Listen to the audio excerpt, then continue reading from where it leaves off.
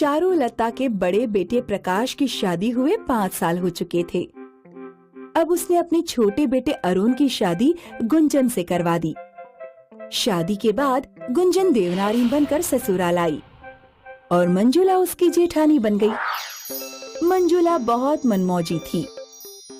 वो अपनी देवरानी के सरल स्वभाव का फायदा उठाकर उससे सारे काम करवाने लगी और खुद मन मर्जी करने लगी। गुंजन, मेरी सहेली ना बहुत बीमार है, मैं उससे मिलने जा रही हूँ, घर का काम तुम कर लेना। ठीक है भाभी, आप चिंता मत कीजिए, मैं सारा काम संभाल लूंगी। मंजुला रोज बहाने बनाकर अपनी सहेली के घर जाने लगी, जहाँ पर वो सहेलियों के साथ बैठकर जुआ खेलने लगी। ये मेरी 200 की बाजी। अरे वाह, मैं जीत गई। वाह मंजुला, आज तो तूने सारी बाजी जीत ली, तू तो पक्की खिलाड़ी हो गई है। रोज रोज सहेलियों के साथ जुआ खेलने से मंजुला को जुए की लत लग गई थी। अब वो घर पर अपने पति के बटुए से भी पैसे चुराकर जुआ खेलने लगी। उधर देवरानी गुंजन चुपचाप अकेली घर का सारा काम करती। बहू, घर का सारा काम तो बस तू ही करती दिखती है, मंजुला कहाँ है?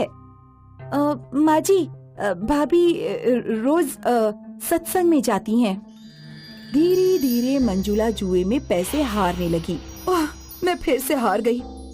अगली बाजी शुरू करो, इस बार मैं जरूर जीतूंगी। मंजुला, अब तुझ पर 5,000 रुपए उधार हो चुके हैं। जब तक तू वो पैसे नहीं देगी, हम तुझे नहीं खिलाएंगे। हाँ, बिल्कुल नहीं खिलाएंगे।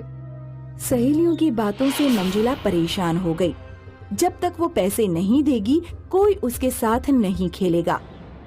लेकिन उसके पास पैसे नहीं थे। एक दिन मंजुला ने अपनी सास चारुलता के गले में एक नई सोने की चेन देखी।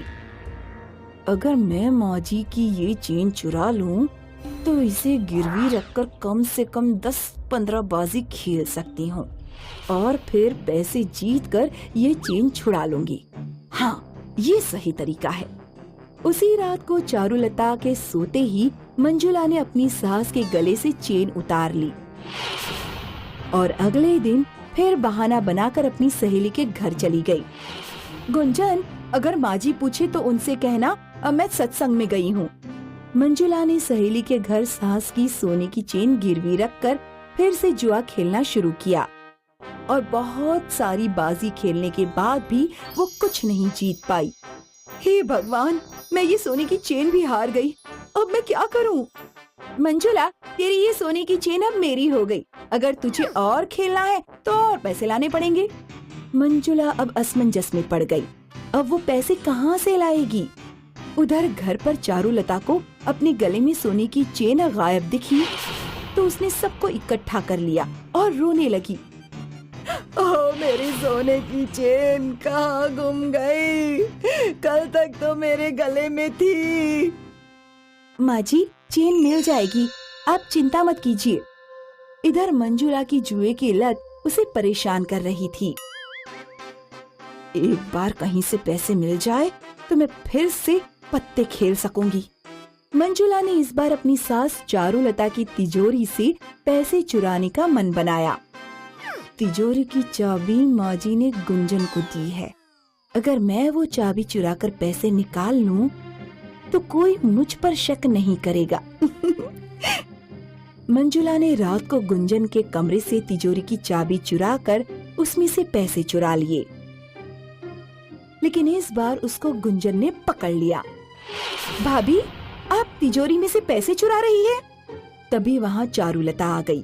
सास को सामने देख मंजुला ने सारा इल्जाम गुंजन पर लगा दिया। देखिए माँ जी, आपकी छोटी बहू चोर है। वो आपकी तिजोरी से पैसे चुरा रही थी। सोने की चेन भी इसी ने चुराई होगी। चारुलता को गुंजन पर बहुत गुस्सा आया और उसने गुंजन को माता पिता के घर भेज दिया।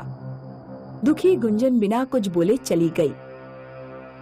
कुछ दिन बीत गए, लेकिन मंजुला की जुआ खेलने की तलब बढ़ती गई। गुंजन चली गई, अब मैं सहेली के घर कैसे जा पाऊंगी? अपनी लत के वश होकर मंजुला ने अपनी सास की चाय में नींद की दवा मिला दी।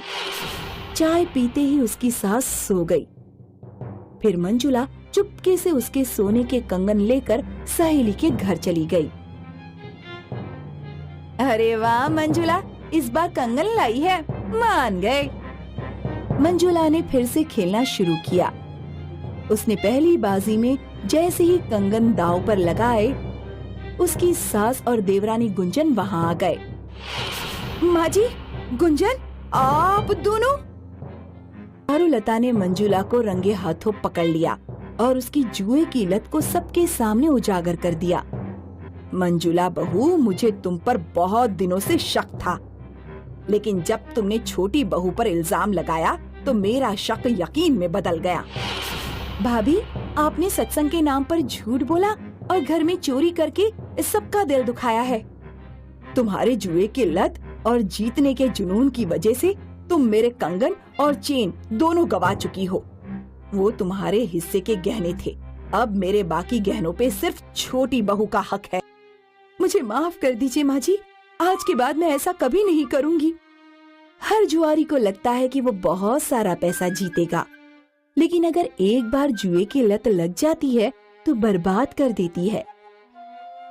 किसी भी चीज की लत या उसका नशा इंसान को तबाह ही करता है, इसीलिए इससे दूर ही रहना चाहिए।